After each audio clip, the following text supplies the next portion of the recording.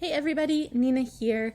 I wanted to show you guys a new AI writer tool that I found a couple months ago. I found it before it even had like help information set up and was playing around with it. I think it's grown a lot in the last kind of 2 months since I kind of figured it out. And I want to show you guys about it because I think it's good to learn about all these different AIs. So it's called Reword. It does have a free plan and paid plans, which is really nice. So I'm going to go through, let's look at the prices first. So I'm on the free plan. Mine still gets a pretty good amount of the other things because I've been here since before it had this. But here are the different plans. So the free plan's pretty good. You get one project, which means one website. Basic AI intelligence, which is GPT-3. The other ones have supercharged, which is GPT-4. When I spoke with their customer service section to figure out like what they use to teach it, they use a couple different learning models. And so they didn't tell me like all the ones it's trained on, but there is a good basis with OpenAI, which is like true of all of these paid tools, to be honest. They're all partially built with it. Unlimited AI assistance means that it'll write as much as you want, so there's no word count limit, which is really nice. You can do 4 articles per month on the free one. You can do a lot more on the paid plans. I like that it has a lot of languages. Most of them do now, which is pretty good. And then the other ones have collaborative editing, which means that like multiple people can be on your account at the same time. There's like the teammates section where you can add more teammates. Again, I got in here early, so I was able to have teammates, but they're just my other emails. I don't really know why I did it that way. Don't ask me, I can't tell you. So the way that it works is you set up an account, and the really cool thing about Reword and the kind of their USP, which is their unique selling point, is that the AI is trained by your own materials, which like I haven't seen anywhere else yet. Every other AI I've used, you have to do the training. Even Jasper, like Jasper is trained on different templates and like to respond in a certain way to different commands. However, he's not trained on your writing and your site. Even ChatGPT, a lot of the commands that I use are training it to do things, and you have to like introduce it to your content every single time. With this, you don't have to do that, which is pretty nice. So what you do in the project is you'll set like the name of your site, the website, and then the language you want it to operate in. It does have a lot of language options, which is really cool. And I like that it has like a Great Britain option. I just read like I'll say what I've read immediately. It's kind of a problem. But I like that you can set the different language. My sites are all in US English, but 1 or 2 of them I do kind of switch a bit. Like my writers write US. I naturally write Canadian or British English because I'm Canadian. Then you do this thing called priming, where you start telling it about your site. So I'll be honest, I don't really use it for this site. I use it more for my other ones. So we're going to set it up together. So you select your industry. There are a lot of options here. They're not perfect, I would say. For example, like there's no SEO, but I believe there's marketing. Yeah, marketing, advertising, sales. I would say that's probably the closest thing to what my site is about. So now I made this like little intro of what my site's about a while ago when I first started using it. So I think this is pretty minimalistic. I'm going to turn Jasper off, or it's going to keep trying to get me to write with it, and that frustrates me. Okay, so what you can do is like actually give it a lot about your site. And I think this is really important to know about your site regardless. Yes, it's good to be able to describe your niche in like 3 words, but it's really good to be able to give this a lot of information. So let's kind of just go off of this one. It's hard for me to like think and talk at the same time. I basically operate like my dog. I can only do one thing at a time.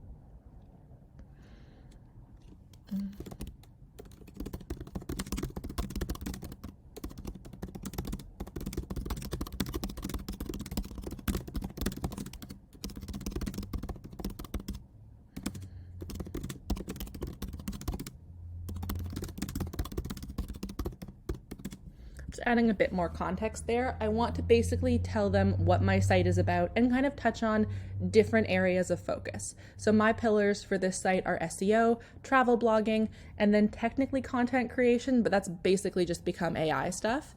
So when you look at this right now, I talk about running a profitable travel blog with SEO. I talk about niche sites. I talk about passive income, which is like the whole reason you would even use SEO. Why would we be on Google if we don't want to make money, and then using AI writers to speed it up. So that gives it a bit of information about my site. Then you would do your like avatar for your customer. So I'm just gonna do a couple like quick ones. I have like got a 3-page in like deep dive into my customer avatar because I really wanted to know who I was talking about. So typically I just always say like millennial because of where my language is.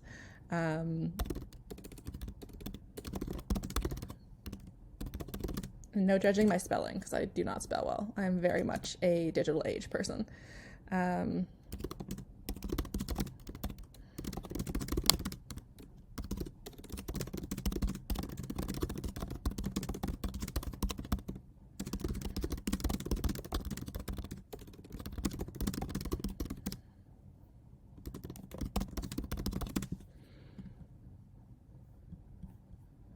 Then you save your profile. Then the training. Now this is where it gets really cool. So you connect it to your Google Search Console and then it will pull data over here. I've yet to have it pull impressions, click, or I don't even know what intense really means. But it's never pulled any of those for me. What it does pull is the number of articles I have, the number of words I have, and then like how many times I've used AI in that site, kind of with their system. So what I think is really cool is like you do get to learn how many words you have on your website. I wouldn't have known that. I have a few more articles now. I would probably need to reconnect it to update that. I think I have about 50. Yeah, but regardless, I think it's pretty cool. If it's missing any, you can manually add them. So let's go over to articles. Sorry, it's hard to see it beyond this little like loom thing. So here we have a bunch of my articles. It gives you the status if it's published or in draft. So these it pulled automatically. If I needed to add one, I'd go to add published articles and you just enter the URL of that article on your site. And then it will walk you through a process. So let's just do, I'm gonna have to actually grab a URL. I'm not very good about remembering them. I have the memory of a goldfish. Okay, let's just pick up a recent one.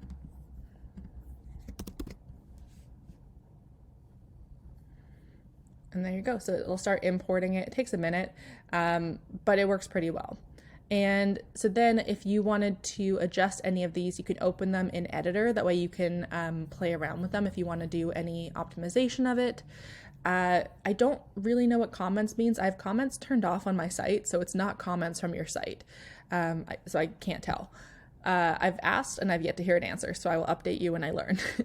Then word count is the word count of the article. Last updated would be an update date. First detected is when they detected it, so when they started like pulling this.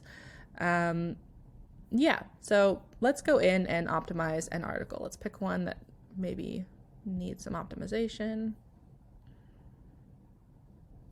So here you go. It's pulled this directly from my site. It does tend to like kind of blanket copy and paste. So you'll see it like pulls my privacy policy, it pulls my table of contents, which I don't really need, but it's interesting to have. So good enough. So let's walk through what is happening on this screen now. So the first thing is this little like, I don't know what to call that icon, but yeah, that icon, if you click on it, you can then run commands in here. This is something they introduced more recently, and it's so helpful because before you only had those like other questions that popped up. And then they give you examples of commands that you could run. And so what I really like is the meta description option. I hate writing meta descriptions, so it's great to be able to use that to write a meta description off of the whole post that it can see. I like the comparison table as well, especially if you've done an affiliate post, popping in here and then running this over an affiliate post to get like the comparison table for it. I use it for cost of living posts as well on my expat site because I hate making tables out of the cost of living. And then I think it's quite interesting, the ones that it comes up with, but you really can run any command that you want. Then up here we have the formatting, so you can like force formatting as you feel. It only does H2 to H4 because the first one automatically is an H1 for your title. It doesn't do below H4. To be honest, I never use H5, H6, so I think it's fine. Then you've got the basics: bold, italic, underline, strike through, adding a link, adding an image, And then if you want to force a table to start happening in there, or you want to add your own table, you can do that. You got your bullet lists, you've got your horizontal line, that's like a line break across the page. Then these commands, so basically anything orange up here is where the AI is working. So AI enrich, let's just run one, that way you guys can see it. And it's loading in the corner. My internet's not amazing, I'll be honest with you guys, so this might take a second. It's usually pretty fast though. Maybe not today. There we go. So you can see it basically wrote some new content for us. And it wrote a lot of new content, Jesus. So it did, oh goodness, there we go. Just trying to like see where it stopped. I should have kept track of that for a second. So basically AI enrich is like write more. I don't know why they call it enrich. It's kind of like it follows from whatever you've been talking about. So what it did there is it saw my title. It saw like the one sentence of my intro, and then it gave us some information. So I think it's a cool thing that it does. I wouldn't say it works perfectly. I definitely think it's better for like a continue writing sort of thing, because you can't guide it just by clicking it. So what I prefer is like AI rephrase is a better one when you want it to rephrase something. So let's get rid of that. Let's just rephrase the whole intro. Why not? Again, this will take a moment and I apologize for my internet, but I want to do it in real time. There we go. So we can see that it's redone itself. What I think is really cool is that a lot of this is based on my own methods of writing. So I almost always start with a question, and it's learned that off of myself, because a lot of times it won't do that. It's also pulled the 5 years of experience. I don't believe that was in the last one, but it's in a lot of my other articles. So it can pull from its knowledge of me as well. I never use in this article, so I would get rid of that. I'm not a fan of that. But I love like the late night writing sessions and tech breakdowns. I've experienced it all. Don't worry. I say don't worry all the frickin' time. So this sounds like me, which I really enjoy. Now, is it perfect? No, because it does not use the keyword inside of it. That's fair. I think with any AI, you're going to have to adjust them and edit them as you want. That's where I would like, if I was first writing this, I would run a command telling it to write an intro, including my keyword. But this did a pretty good job for me having clicked one button, especially for something that like if you had to go through and do a content audit, this is really helpful to update. Then we have AI shorten. I love this because so many times for like FAQ sections, FAQs should be 50 to 60 words long, and that's it. But a lot of times AI try to answer the question as though it's the whole blog post. So you can actually have it shortened. So I'm just going to do it on the intro. I know it's going to be a bit weird, but I want to do it all in one spot so we can see the variations it does. So look at that. It cut it down to like what matters most. And I think it did a really good job of that, to be honest. We got the question, we have my experience. Here it introduces the keyword a bit better. Read on for helpful tips, discover if blogging is right for you, whether you're seasoned or just starting out. I think that's like, to be honest, it pulled the most important stuff out of what was there. I really think it does a good job with that. Then you can undo and redo as you wish. Then we've got this little bubble over here. Oh, these are the comments. Interesting. That's new. I'll have to go and look at those for my other posts. Performance targets. I think this is interesting because it talks about like, basically when you use Surfer SEO or you use like Rank IQ or something, I always want to call it Rank Math for some reason. They will pull based on your keyword. So with this one, it's not looking at just like the actual keyword you're going for. It's looking at like general blogs kind of similarly. So it says topic model. It's a weird term, but essentially it's like, hey, other people who wrote about blogging ever, this is the information we have.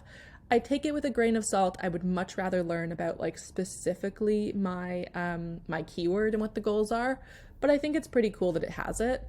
The reader intent, I've never really had it populate, so I'm not really sure. I think they're still working on that. That's the thing. This tool is really new, so it has a lot of room to grow.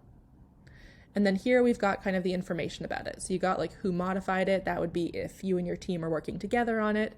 Words and characters. I don't really care about characters. I've never really kept track of them except for when I need to with like a meta or my title. Yeah, I like that it has versions too, so you can see like when things changed. Yeah, so now let's get to this stuff. Oh wait, sorry, I forgot a couple. So this is where if you want to share the link and invite a team or invite someone to see it, and then there's settings as well for you to copy it. So if you copy it as text, the formatting isn't as good. Markdown has the formatting, and then as HTML if you want to do it as HTML, or if you want to full screen it. You can also mark as published if you've decided to upload it and then like put it on your site, and then it will just move it from like the draft area we were in before when we started. So now these are basically Reword's other USP beyond basing it off of you is it runs on questions almost. So this is what it used to start with and only had this. It didn't have the command section, or if it did, it was impossible to find and I never found it. So basically it gives you ideas of things to consider and things to ask it.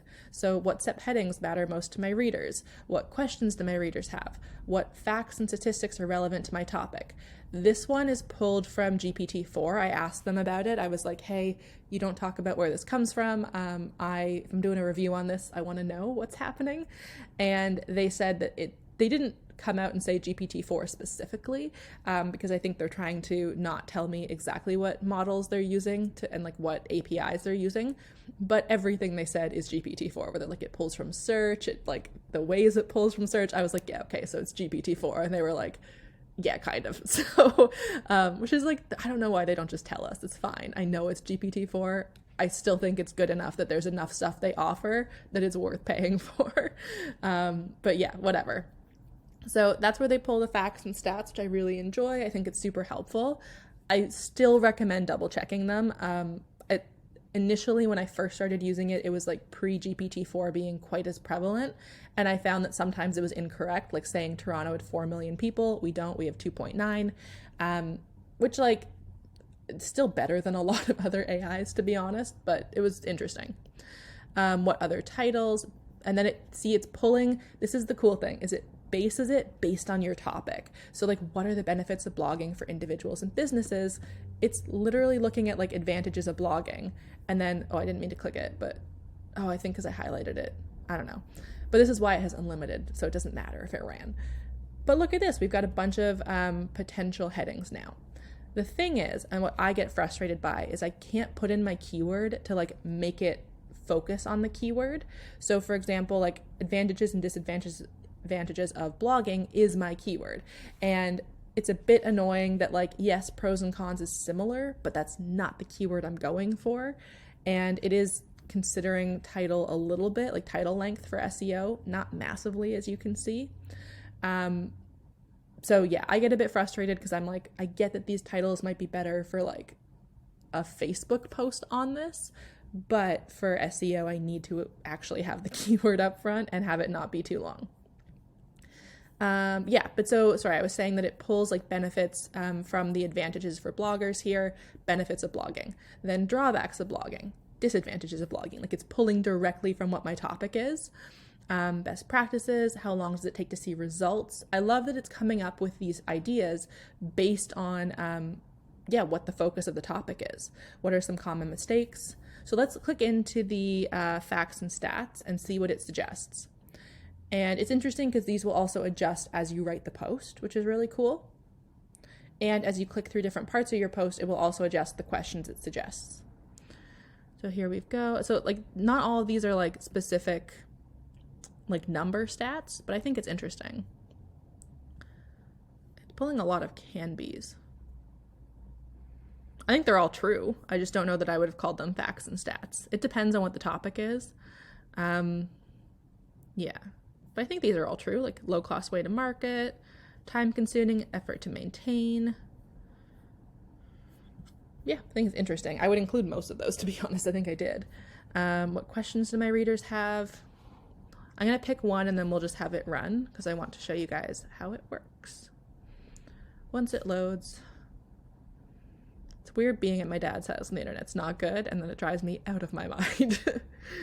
I need to start clearly carrying around a portable hotspot better.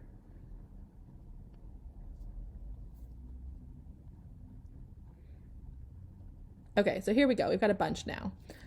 We've got questions that people would have about the topic. So these can be used as FAQs. I find that they're more about kind of things you would include inside of your post, and these can inspire headers. What I will say is I do not rely on any AI writer ever to make my outline. I do not think they're good at that. I think that they can help enhance the outline and add extra stuff. So like if all your competitors do the same 4 headers, this can help you come up with extra headers that you could then add on to stand out. But let's just run common mistakes. I think that's a good one. So it's going to put that there.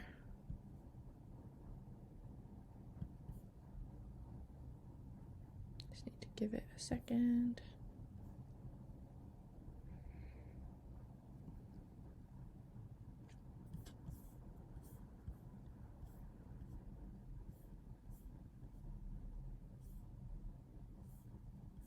I do think these are really good questions though, and definitely things that I've had people ask.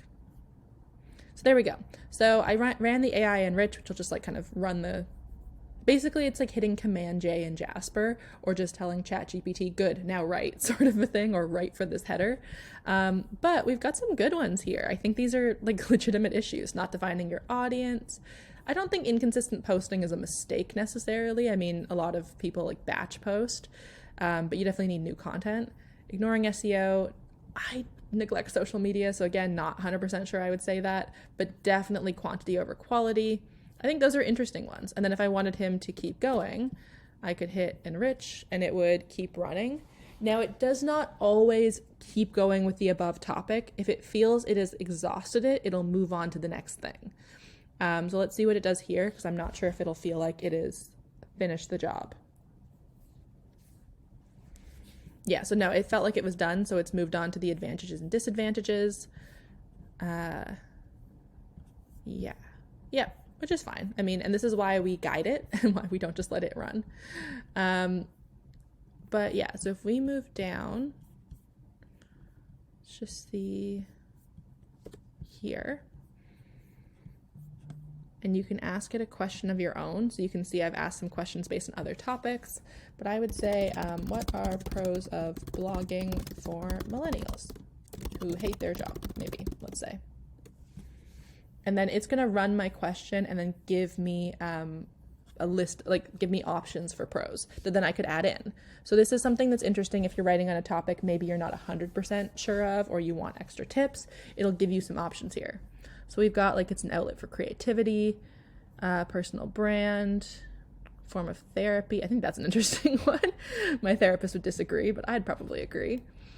Community, autonomy. I think that one's pretty interesting. So if we clicked on it, it would just insert itself. We would then need to adjust and format this because that was not formatted well. Yeah, so basically the way that this works is you can ask any question up here. And so if you have a header of something that is like let's just say, one pro of blogging is that there are many ways to make money. Tell me more about this. Then it can help you actually like fill out the content beneath it. Once it runs, there we go. Yeah, blogging can generate income, advertising, display ads, affiliate marketing. I think that's pretty strong. Now, what I would do with that is I would put it in here and then I would have it rephrase it because it's not quite in my voice, I would say. I think it needs a little bit more Nina-fied.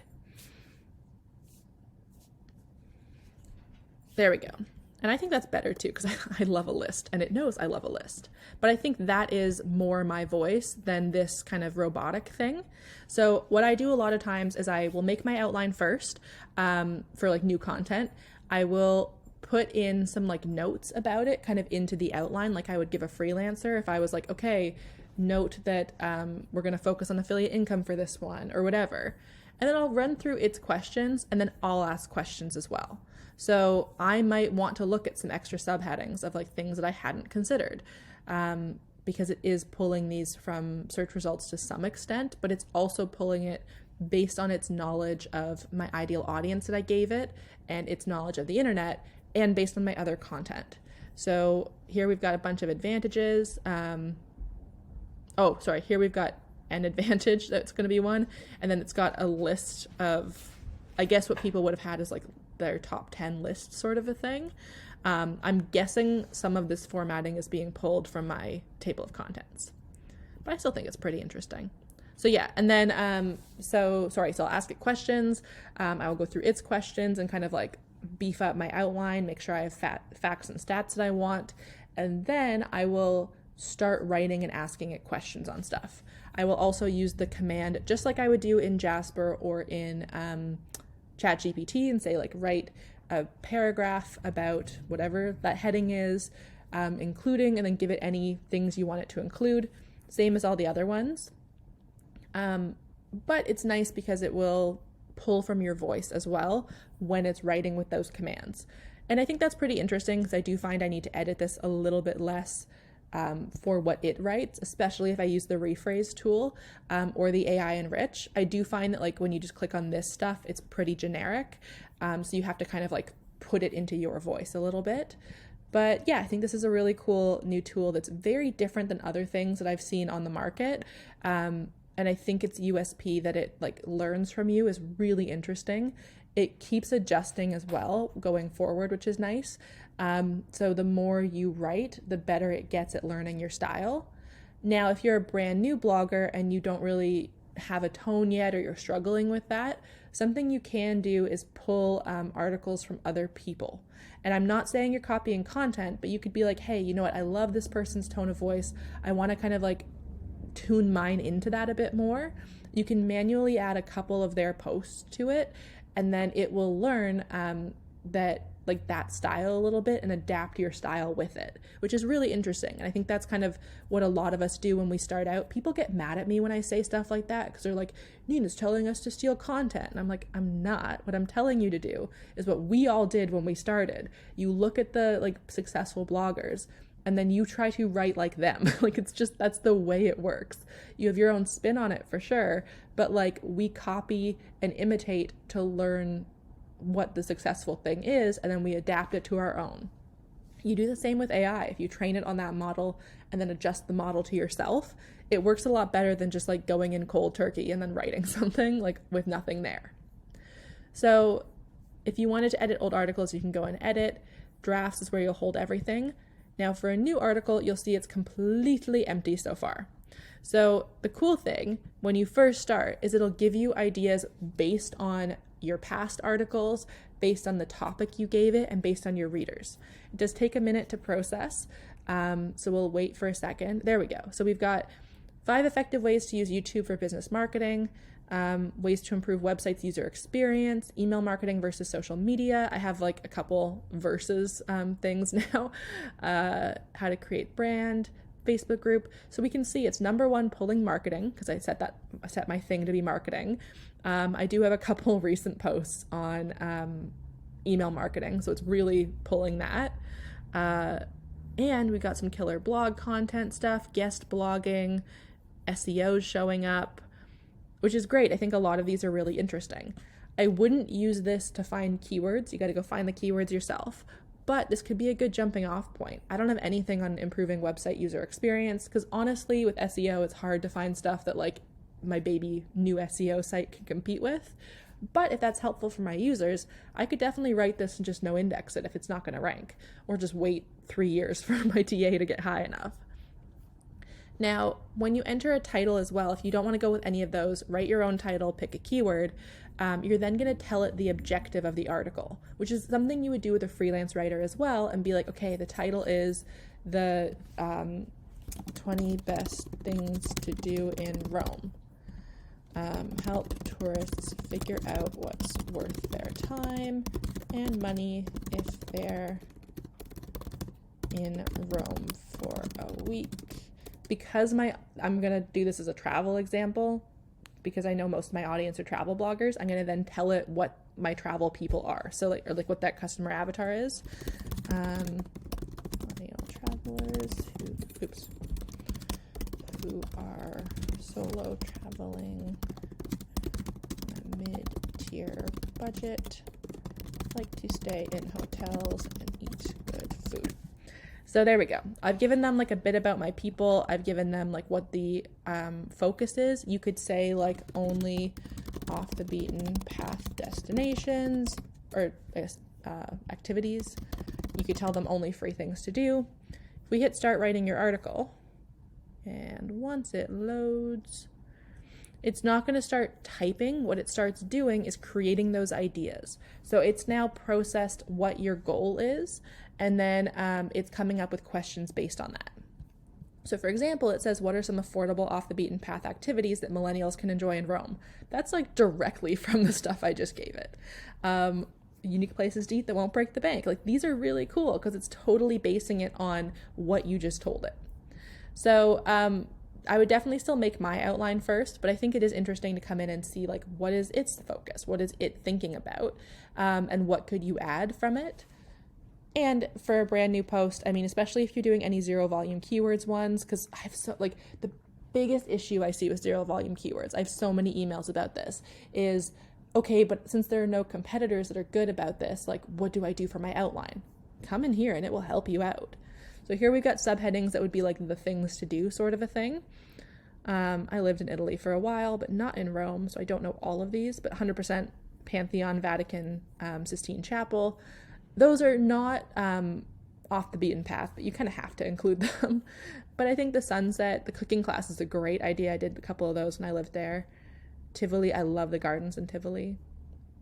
Jewish ghetto, like these are correct. These are 100% things that exist there. And obviously gelato, I'm obsessed with gelato. It's a problem. I gained so much weight when I lived in Italy. Yeah, but so I think this is really interesting. And let's see what facts and stats it pulls for this one. I find when you're talking about like locations, and if you said something like a cost of living post about the place, it would pull more legitimate stats, I guess, like more numbers. Yes, here we've got a couple. We've got like 4 million visitors annually to the Colosseum, 70,000 pieces of art there, Baroque masterpiece, largest fountain in Europe. Like, I would say these are more facts and stats than what we had before, which is fair. I mean, to be honest, the pros and cons of blogging, I didn't really need stats necessarily in the same way. Yeah, and then if you want other things, you could say like, what should I include in my conclusion? You can ask it any question just like you would ChatGPT. I just like that it comes up with the ideas for you as well, related to your topic. And yeah, that's basically how I use this. I think it's a pretty cool tool. No one's really talking about it yet. Everyone's still on like that whole koala train. I don't know. It is very new. They just started putting up videos in the how-to section recently. So if you go to the knowledge base, these are very new, the videos. So like, it's the, using the editor. They just started adding in these videos really recently. They're very good. And they do go through it pretty well, and like, which helped me learn a fair bit about it. But they're going to have to add more for sure. And I think it's kind of cool to be a part of the growth process of it. So yeah, that's basically how I use this. I think it is fun. I think the free version is really good. I currently wouldn't upgrade because I don't need to. I have ChatGPT Pro, I have Jasper, I have so many. My accountant is pretty mad at me for how many AI tools I keep buying and testing. But I would say if this is a style that would work really well for you, I think the paid plan is worth it, as long as it's based on, I didn't even know they had that program. Oops. Where was I trying to go? I thought that would be the paid area. Oops. Where is it? Oh, billing. That's what I was trying to get to. I wanted to show the plans again. There we go. So I would say this one's worth it. Number one, to get GPT-4. So like mine has GPT-4 built in because I was on it early, but limited. I do think that the 40 articles every month is nicer. I've been able to do more than 40, but I think that's because I was like minorly grandfathered in. I'm sure they're going to cut me off soon, especially as I say this publicly. But I think doing 40 articles is great. And I think it's 100% worth it if you're in a content audit moment. So if you're currently doing like a month of a content audit, I would get a month of maybe grow and then optimize 40 articles. That way you can go through and like optimize them with your voice, which is really nice. It's not an AI tool that does SEO. I do think Jasper is still the best one for incorporating SEO and keywords, but I think this does a different version of it in a really nice way. There's no word count limit like Jasper has, which is kind of the main downside of Jasper at this point. I think if it didn't have that, it would do a lot better.